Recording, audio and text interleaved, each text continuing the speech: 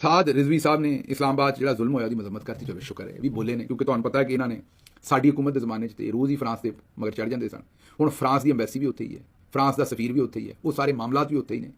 ਤੇ ਮਹਿੰਗਾਈ ਵੀ ਉੱਥੇ ਹੀ ਹੈ, ਤੇ ਪੈਟਰੋਲ ਹੋਰ ਮਹਿੰਗਾ ਹੋ ਗਿਆ, ਮਹਿੰਗਾਈ ਹੋਰ, ਤੇ ਇਹ ਭਾਈ ਹੁਣੀ ਨਹੀਂ ਨਿਕਲੇ ਕਦੀ, ਤੁਸੀਂ ਕਦੀ ਚੂੰ ਦੀ ਆਵਾਜ਼ ਨਹੀਂ ਸੁਣੀ ਹੋਣੀ।